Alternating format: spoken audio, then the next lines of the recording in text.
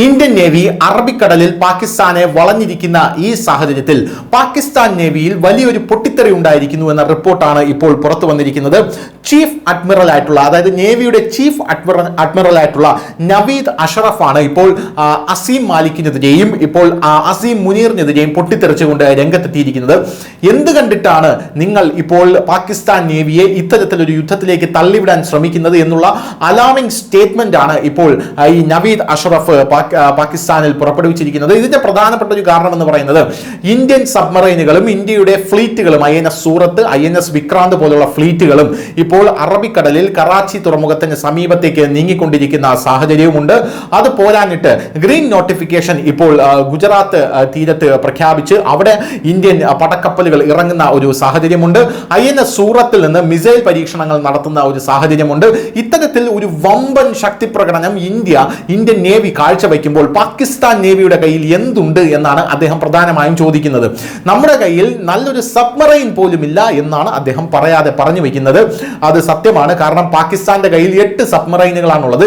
ഈ 8 സബ്മറൈനുകളിൽ 6 എണ്ണവും ഇപ്പോൾ അറ്റകുറ്റപ്പണിക്കായി ഷെഡിൽ കയറ്റിയിട്ടിരിക്കുകയാണ് എന്നുള്ളതാണ് പ്രധാനപ്പെട്ട കാര്യം.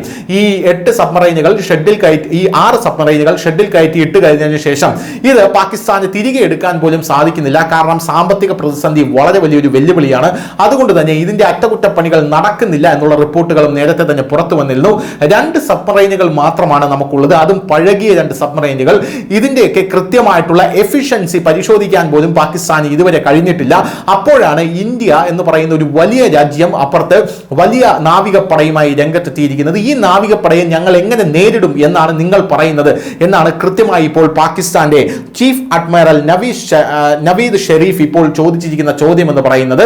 ഇന്ത്യൻ നേവി കൃത്യമായി കരുത്ത് കാട്ടുന്ന ഈ സാഹചര്യത്തിൽ പാകിസ്ഥാൻ തങ്ങളുടെ ഫ്ലീറ്റുകൾ നീറ്റിലിറക്കിയില്ലെങ്കിൽ അത് വലിയ രീതിയിലുള്ള നാണക്കേടായി മാറുമെന്ന് പാകിസ്ഥാന് കൃത്യമായി അറിയാം. അതുകൊണ്ട് കഴിഞ്ഞ ദിവസം ഇന്ത്യൻ നേവൽ ഫോഴ്സും പാകിസ്ഥാന്റെ നേവിയും മുഖാമുഖം വന്ന് സൈനിക അഭ്യാസം നടത്തുന്ന ഒരു കാഴ്ചയെ നമുക്ക് കാണാൻ സാധിച്ചതാണ്. എന്തായാലും നേരത്തെ പാക് പട്ടാളത്തിൽ നിന്ന് 4500 പാക് പട്ടാളക്കാരും 250 പാകിസ്ഥാൻ പട്ടാള ഉദ്യോഗസ്ഥരും രാജിവെച്ചു പോകുന്നു എന്ന വാർത്ത പുറത്തു വന്നതിന് പിന്നാലെയാണ് ഇപ്പോൾ പാകിസ്ഥാൻ നേവിയിലും ഒരു വമ്പൻ കലാപത്തിന് തിരികൊളുത്തിയിരിക്കുന്നത് ചീഫ് അഡ്മിറൽ നവീദ് ഷെരീഫ് എന്നുള്ള കാര്യം ഇപ്പോൾ പുറത്തു വരുന്നത്. News desk, news India Malayalam.